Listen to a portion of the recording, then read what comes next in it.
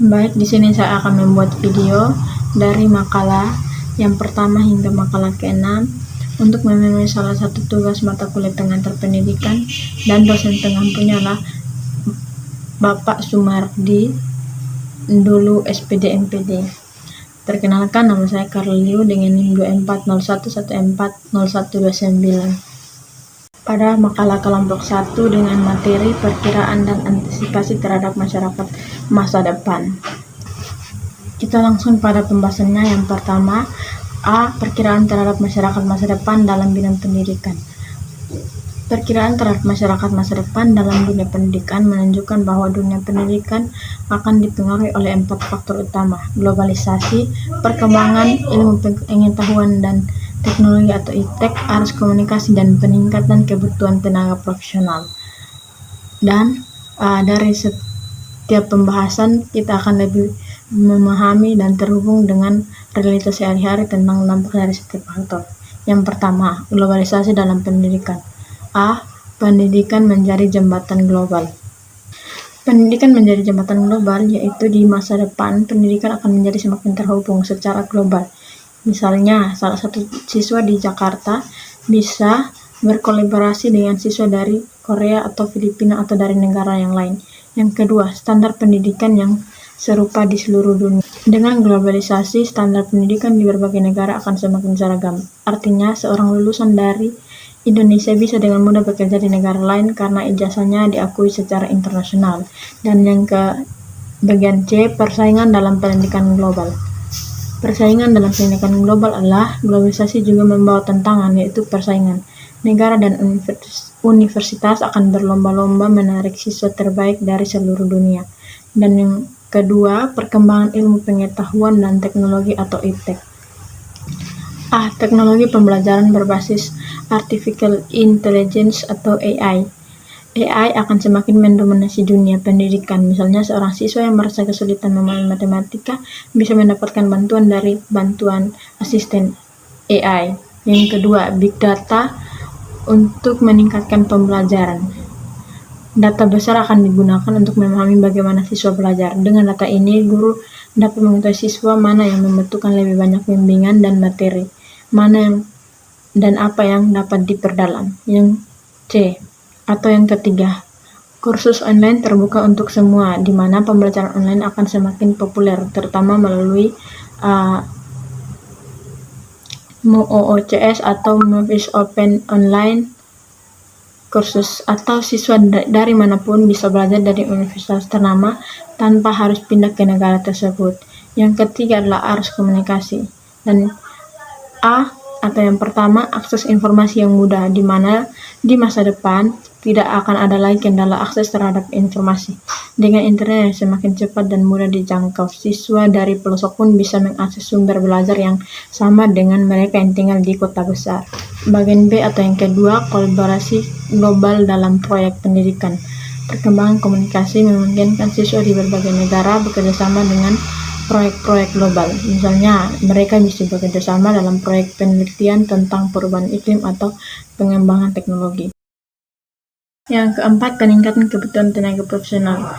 A atau yang pertama, pendidikan berbasis keterampilan nyata. Di masa depan, dunia kerja akan lebih menuntut keterampilan praktis daripada sekedar pengetahuan teoritis. Dan yang B atau yang kedua, keterampilan lintas disiplin. Masyarakat masa depan akan menuntut para pekerja yang mampu memahami dan bekerja di berbagai bidang. Yang ketiga atau bagian C, pendidikan vokasional yang lebih terhubung dengan industri. Dikutip dari Telkom Universitas AI, pendidikan vokasional adalah suatu bentuk pendidikan tinggi yang berfokus untuk membekali mahasiswa dengan keterampilan dan pengetahuan praktis yang dapat diterapkan secara langsung pada pekerjaan atau industri tertentu. Dan bagian B, upaya mengantisipasi terhadap masyarakat masa depan dalam bidang pendidikan. Ada beberapa langkah yang perlu diambil. Yang pertama, penerapan teknologi dan digitalisasi dalam pendidikan. A. Pemanfaatan AI dalam pembelajaran. AI akan menjadi salah satu alat penting dan menciptakan pengalaman belajar yang lebih personal dan efektif. 2. Reformasi kurikulum untuk keterampilan abad 21. Yang A. Berpikir kritis dan pemecahan masalah. Kurikulum masa depan harus meningkatkan keterampilan berpikir kritis dan analisis. Siswa perlu dilatih untuk mengevaluasi informasi, memecahkan masalah kompleks, dan beradaptasi dengan situasi yang terus berubah. B. Pembelajaran berbasis proyek dan pengalaman. Pembelajaran tidak hanya berfokus pada teori, tetapi juga pada penerapan secara langsung di dunia nyata. C. Integrasi STEM dan STEAM. Kurikulum STEM atau sains, teknologi, teknik, dan matematika harus semakin diperkuat. Namun penting juga untuk mengintegrasikan seni atau STEM agar siswa dapat mengembangkan sisi kreatif dan inovasi mereka. 3. Pembelajaran seumur hidup atau long life learning. A. Pembelajaran sepanjang hayat. Di era perubahan teknologi yang cepat, pembelajaran tidak lagi berhenti setelah lulus dari sekolah. Pembelajaran sepanjang hayat memungkinkan individu untuk terus memperbaiki keterampilan mereka. B. Sertifikat mikro. Individu akan lebih memilih kursus singkat yang memberikan keterampilan spesifik daripada program belajar gelar tradisional. 4. Meningkatkan inklusi dan akses pendidikan. A. Mengatasi kesenjangan digital. Kesenjangan digital tetap menjadi masalah di banyak negara, terutama di daerah terpencil. Untuk mengatasi hal ini, pemerintah dan sektor swasta harus menyediakan akses internet yang merata dan perangkat teknologi yang terjangkau. B. Pendidikan yang inklusif. Pendidikan harus inklusif dan ramah bagi semua siswa, termasuk mereka dengan kebutuhan khusus. 5. Kolaborasi antara pendidikan dan dunia kerja. A. Pengembangan keterampilan yang relevan dengan industri. Pendidikan harus lebih integrasi dengan dunia kerja. Kolaborasi antara sekolah, universitas, dan industri sangat penting untuk memastikan kurikulum yang diajarkan relevan dengan kebutuhan tenaga kerja. B. Pendidikan vokasional yang lebih kuat. Pendidikan vokasional akan memainkan peran penting dalam menyiapkan tenaga kerja yang terampil dengan kemitraan erat antara institusi pendidikan dan industri. Program vokasi dapat lebih berfokus pada keterampilan teknis yang dibutuhkan di sektor-sektor utama. Demikian penjelasan saya tentang materi yang pertama. Sekian dan terima kasih. Baik, di sini saya akan menjelaskan tentang makalah yang kedua tentang pengertian fungsi dan jenis lingkungan pendidikan. A. Pengertian lingkungan pendidikan. Pendidikan merupakan suatu proses yang kompleks dan melibatkan berbagai pihak, khususnya keluarga, sekolah, dan masyarakat sebagai lingkungan pendidikan yang dikenal sebagai pusat pendidikan.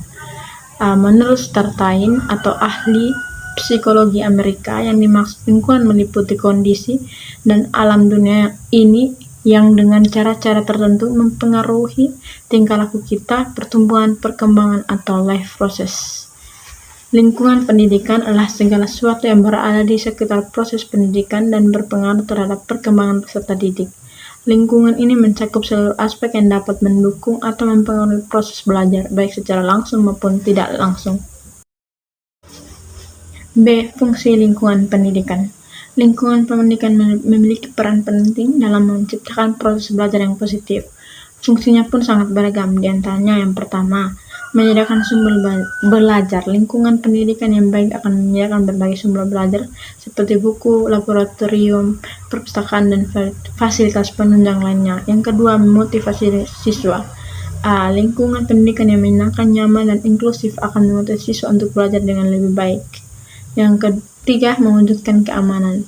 Lingkungan pendidikan yang aman dan bebas dari unsur intimidasi atau kekerasan akan memberikan rasa aman bagi para siswa. Yang keempat, mendukung perkembangan peserta didik. Lingkungan yang baik dapat mendukung perkembangan fisik, mental, emosional, dan sosial peserta didik. Yang kelima, memberikan pengalaman belajar. Lingkungan menjadi sarana bagi peserta didik untuk berinteraksi dengan sumber belajar dan mendapatkan pengalaman yang memperkaya pengetahuan. Yang keenam, menanamkan nilai-nilai sosial dan budaya. Lingkungan berperan dalam membentuk karakter peserta didik dengan menanamkan norma-norma etika dan nilai-nilai yang ada di masyarakat. Kehidupan. Lingkungan pendidikan membantu peserta didik mempersiapkan diri untuk menghadapi dunia nyata baik dalam hal keterampilan maupun pengetahuan. 8. Mendorong kreativitas dan inovasi. Lingkungan pendidikan yang baik juga harus mendorong siswa untuk mengembangkan kreativitas dan inovasi dalam proses pembelajaran. 9. Mengoptimalkan interaksi siswa dan guru. Interaksi antara siswa dan guru juga sangat penting dalam proses pembelajaran. Dengan ini, lingkungan pendidikan yang baik harus dapat mengoptimalkan interaksi antara siswa dan guru sehingga tercipta hubungan yang baik dan mendukung. Yang kedua, meningkatkan motivasi belajar. Lingkungan pendidikan yang baik membantu meningkatkan motivasi belajar siswa. Dan yang ke-11, memfasilitasi pembelajaran kolaboratif. Lingkungan pendidikan yang baik juga harus dapat memfasilitasi pembelajaran kolaboratif antara siswa. Hal ini dapat dilakukan melalui penyediaan ruang belajar yang memadai dan kegiatan-kegiatan yang melibatkan kolaborasi antara siswa. C. Jenis lingkungan pendidikan. Berikut adalah beberapa jenis lingkungan pendidikan yang dapat ditemui dalam proses pembelajaran. Yang pertama, lingkungan keluarga atau pendidikan informal. Lingkungan keluarga adalah lingkungan pertama dan yang utama bagi peserta didik. Yang kedua, lingkungan sekolah atau pendidikan formal. Lingkungan sekolah adalah tempat pendidikan formal yang terstruktur dan sistematis, di mana peserta didik belajar melalui kurikulum yang telah ditetapkan. Yang ketiga, lingkungan masyarakat atau pendidikan non formal. Lingkungan masyarakat adalah tempat di mana peserta didik belajar dari interaksi sosial dan kegiatan-kegiatan yang ada di masyarakat. Yang keempat, lingkungan virtual. Dalam era digital saat ini, lingkungan virtual juga memegang peran penting dalam pendidikan. Dengan adanya teknologi internet, siswa dapat mengakses berbagai informasi dan sumber belajar secara online. Yang kelima, lingkungan alam. Lingkungan alam juga dapat menjadi lingkungan pendidikan yang sangat penting melalui kegiatan di alam terbuka. Siswa dapat belajar tentang lingkungan hidup dan memperoleh pengalaman yang berharga. Makalah yang ketiga mengenai aliran-aliran pendidikan. Kita langsung saja pada pembahasannya. A. Aliran klasik dan gerakan baru dalam pendidikan. Pemikiran-pemikiran tentang pendidikan terlebih pada dunia pendidikan dimulai pada zaman Yunani kuno dengan kontribusi berbagai bagian dunia lainnya. Aliran-aliran klasik yang meliputi aliran empiris, nativisme, dan konvergensi merupakan aliran yang mewakili berbagai variasi pendapat tentang pendidikan, mulai dari pesimis sampai optimis. Yang pertama, aliran klasik dalam pendidikan dan pengaruhnya terhadap pemikiran pendidikan di Indonesia. Perbedaan pandangan tentang hakikat manusia ini berpangkal pada perbedaan pandangan tentang perkembangan manusia. Di dalam dunia pendidikan terdapat beberapa aliran untuk menunjang pengetahuan dalam dunia pendidikan. Di antaranya yang pertama, aliran empiris. Aliran empiris dimotori oleh seorang filosofis berkebangsaan Inggris yang rasional bernama John Locke pada tahun 1932 sampai 1904. Ini lebih mengutamakan pada perkembangan manusia dari sisi empiris yang secara eksternal dapat diamati dan mengabaikan pembawaan sebagai sisi internal manusia. Menurut Sumitro tahun 2005, kelemahan dan empiris hanya mementingkan peran pengalaman, sedangkan kemampuan dasar yang dibawa anak sejak lahir dikesampingkan. Padahal pada kenyataannya banyak anak yang berbakat dan berhasil dalam lapangan tertentu walaupun lingkungan tidak mendukung. B. Aliran nativisme. Idris tahun 1992 menjelaskan bahwa nativisme berasal dari bahasa Latin nativivus yang artinya terlahir. Salah satu tokoh aliran ini adalah Arthur Schopenhauer tahun 1788 sampai 1860. Inti ajarannya adalah bahwa perkembangan seseorang merupakan produk dari faktor pembawaan yang berupa bakat. C. Aliran naturalisme. Aliran ini tumbuh pada abad tahun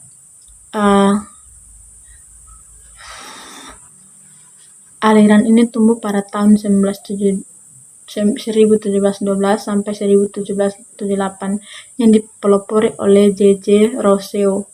Berbeda dengan nativisme, naturalisme berpendapat bahwa semua anak yang baru dilahirkan mempunyai pembawaan baik dan tidak satupun dengan pembawaan buruk. D. Aliran konvergensi. Perintis aliran ini adalah William Strauss pada tahun 1871 sampai 1939. Seorang ahli pendidikan bangsa Jerman yang berpendapat bahwa seorang anak dilahirkan di dunia sudah disertai pembawaan baik maupun buruk. Pengajaran alam sekitar. Gerakan yang pendidikan yang mendekatkan anak dengan sekitarnya adalah Gerakan pengajaran alam sekitar. Perintis gerakan ini adalah F.R. A. Finger dan Holt von Leven. Perintis dari gerakan ini adalah dengan pengajaran alam sekitar, guru dapat menerangkan secara langsung. Yang kedua, pengajaran alam sekitar memberikan kesempatan sebanyak-banyaknya agar anak aktif dalam bertanya dan tidak hanya duduk, diam, dan dengar. B.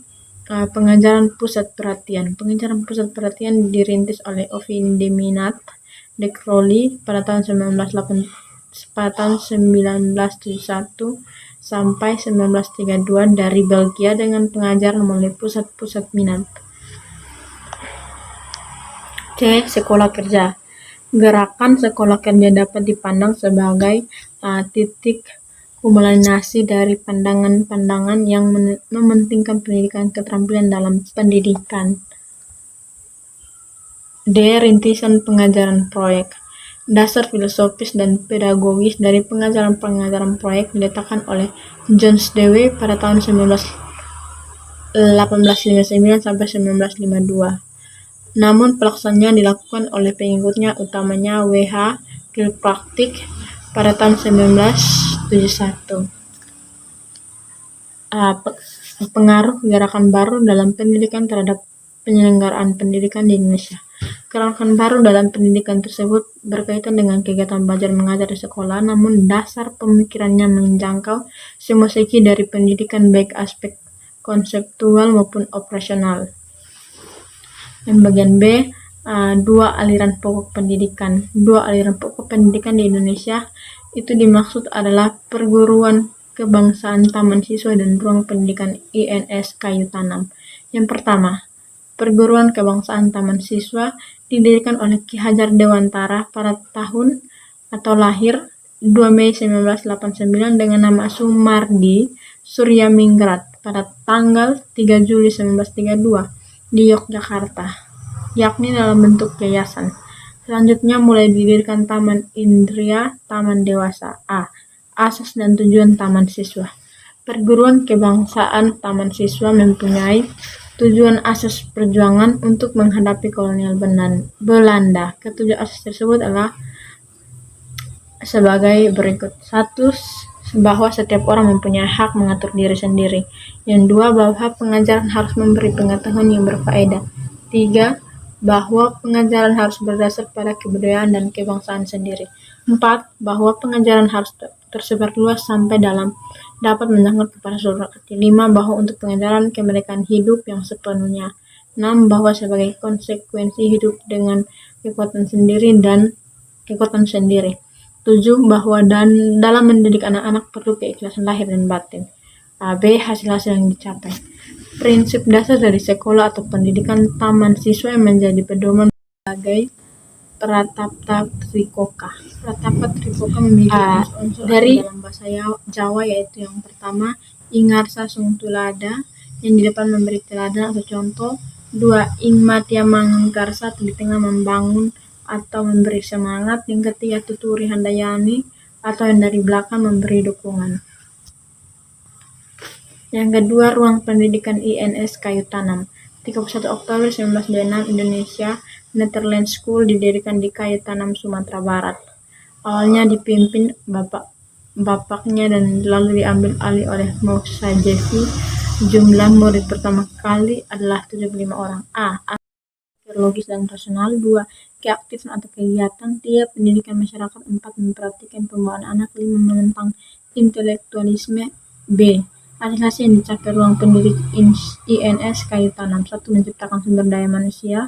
2. Menciptakan beberapa jenjang pendidikan. 3. Menerapkan atau menerbitkan beberapa majalah dan buku. 4. Memberikan penyegaran dan dinamisasi seiring perkembangan masyarakat dan iptek. Sekian penjelasan saya dari makalah kelompok 3. Baik, saat ini kita masuk pada materi kelompok 4 tentang permasalahan pendidikan. Langsung saja pada pembahasannya. A. Permasalahan pokok pendidikan dan penanggulangannya. Sistem pendidikan menjadi bagian yang tak terpisahkan dari kehidupan sosial, budaya, dan masyarakat sebagai suprasistem. Pembangunan sistem pendidikan tidak mempunyai arti apa-apa jika tidak sinkron dengan pembangunan nasional. kaitan yang erat antara bidang pendidikan sebagai sistem dengan sistem sosial budaya sebagai supersistem tersebut, di mana sistem pendidikan menjadi bagiannya. Artinya suatu permasalahan intens dalam sistem pendidikan selalu ada kaitan dengan masalah-masalah di luar sistem pendidikan itu sendiri.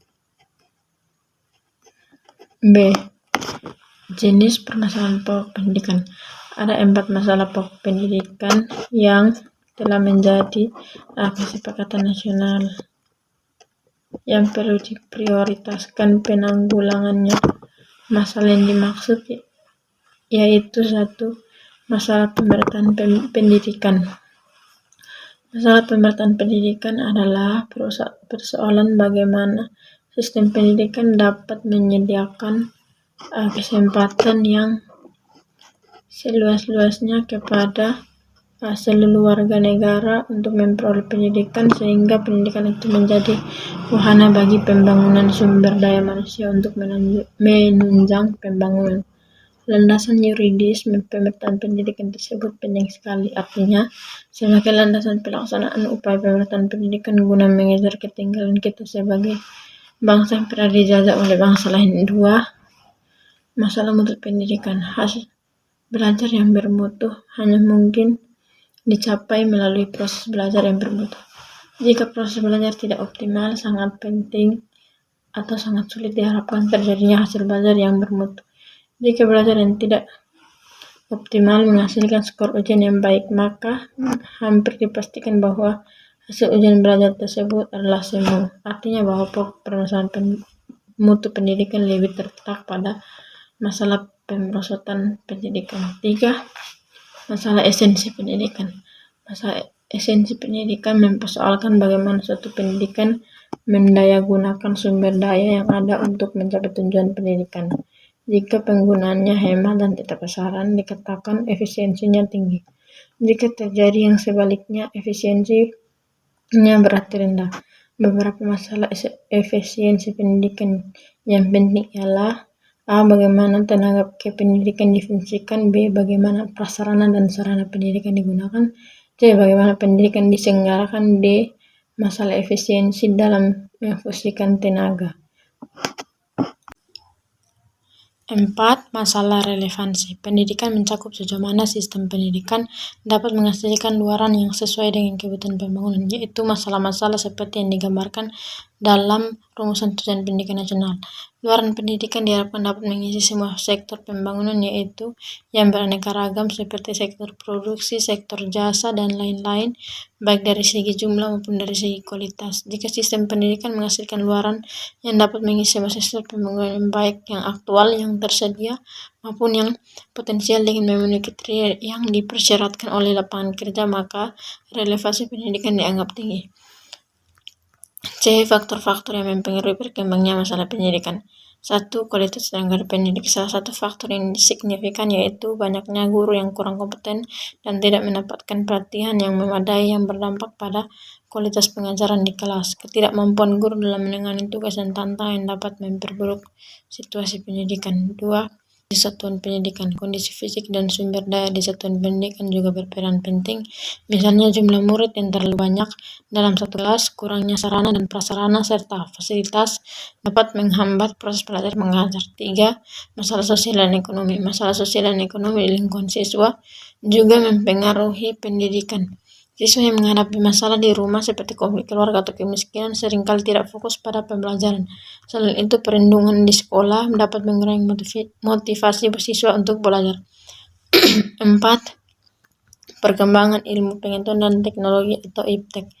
Perkembangan iptek yang cepat juga membuat tantangan dalam pendidikan. Materi yang diajarkan dalam kurikulum sering kali tidak sesuai dengan kebutuhan dan perkembangan zaman, sehingga siswa tidak mendapatkan pendidikan yang relevan. Yang kelima, laju pertumbuhan penduduk. Laju pertumbuhan penduduk yang tinggi dapat menyebabkan tekanan pada siswa pendidikan. pada sistem pendidikan. Dengan jumlah siswa yang terus meningkat, sistem pendidikan seringkali tidak dapat mengimbangi kebutuhan akan fasilitas dan tenaga pengajar yang memadai. 6. Ketidakfokusan pendidikan siswa dalam proses penjenjangan yang bisa disebabkan oleh berbagai faktor, termasuk masalah pribadi atau lingkungan, juga menjadi salah satu penyebab berkembangnya masalah pendidikan. Sekian penjelasan saya tentang materi kelompok 4 tentang permasalahan pendidikan.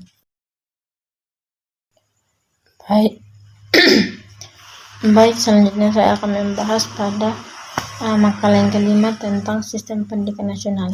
Kita langsung saja pada pembahasannya. Macam dan pengelolaan jalur pendidikan. 1. Jalur pendidikan dikutip dari Lili Sulaika dalam Redmore ID. Terdapat beberapa jalur pendidikan dalam sistem pendidikan nasional, antara lain pendidikan formal. Pendidikan formal adalah jalur pendidikan yang terstruktur dan berjenjang. Ini mencakup pendidikan dasar, pendidikan menengah, dan pendidikan tinggi.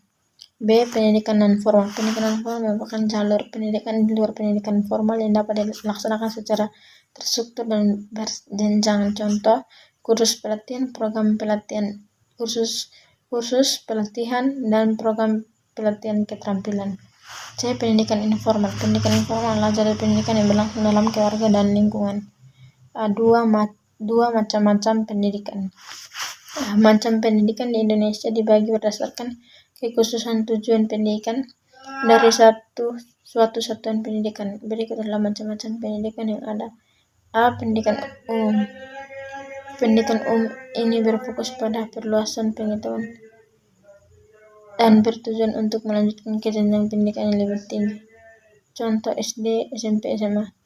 B. Pendidikan kejuruan. Pendidikan kejuruan ini berfokus pada keterampilan praktis yang bertujuan untuk mempersiapkan peserta didik untuk bekerja dalam bidang tertentu. Contoh SMK.